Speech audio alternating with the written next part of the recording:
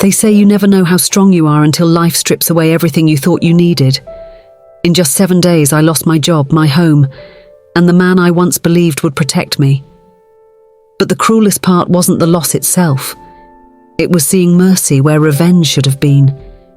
Because when I finally stood before the man who caused it all, I didn't break him. I forgave him.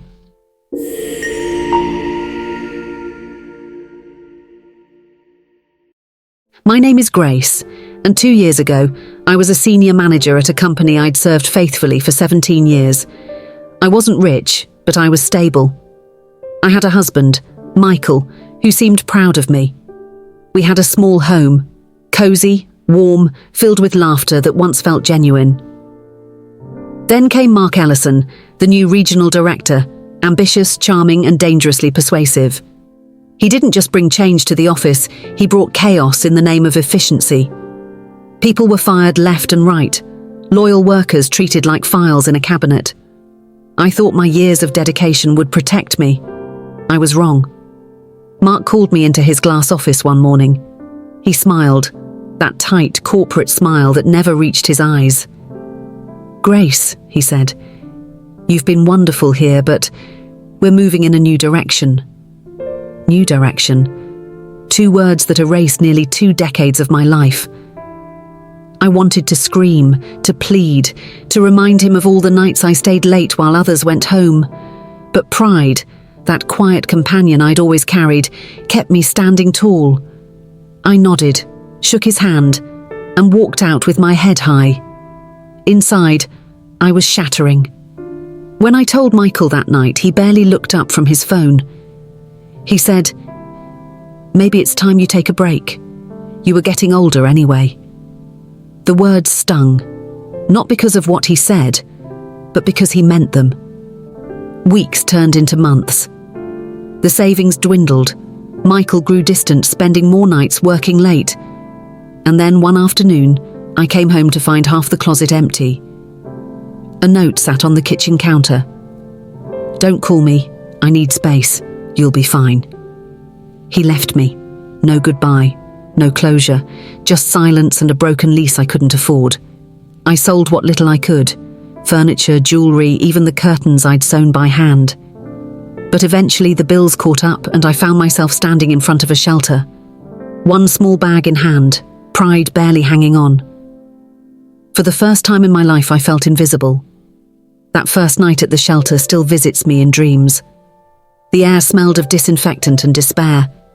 Women huddled in corners, some whispering prayers, others lost in silence. I lay awake staring at the ceiling, asking God one question. Why me?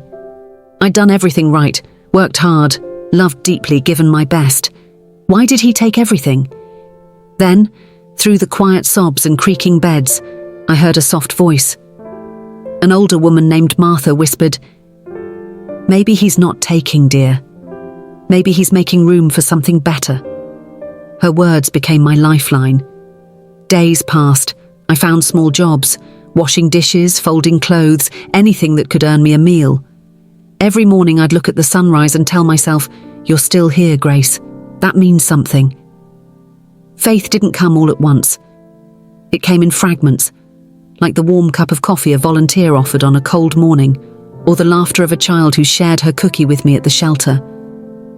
I began journaling again, writing letters to myself. Not out of self-pity, but out of hope. One entry read, "You may have lost your comfort, but not your character. You may have lost your home, but not your heart. And as long as faith breathes in you, you are not finished." One afternoon, while serving soup at a community kitchen, I heard a familiar voice behind me.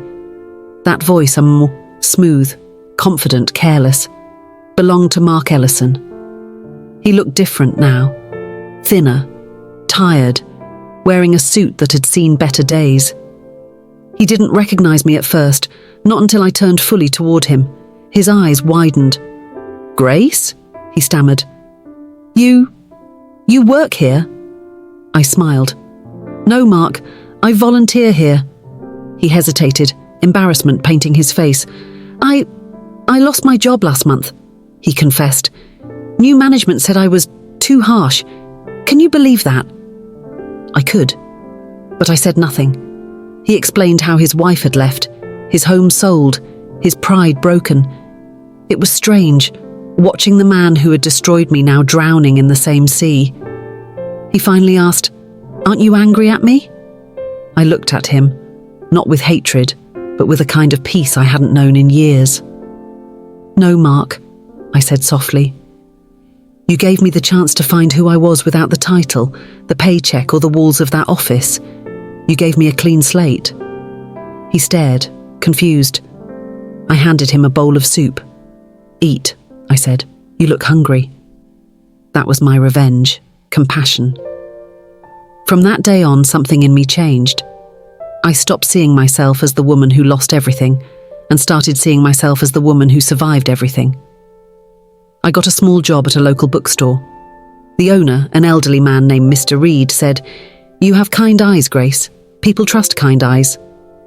Soon, customers came not just for books, but for conversation. I'd listen, smile, and remind them that their story wasn't over either. I found an apartment, tiny, but mine. The first night I slept there, I lit a candle and whispered a prayer of gratitude. Not for the things I gained, but for the strength I found in losing them. Months later, I was shelving books when a familiar figure walked in. Michael. He looked older, worn down, his charm faded. "Grace," he said, voice low. "You look good." He told me his new relationship had fallen apart. The woman he left me for had taken everything and left him with debt. He wanted forgiveness, maybe even reconciliation. I looked at him, the man who once called me too tired, too soft, too old-fashioned. But instead of anger, I felt pity.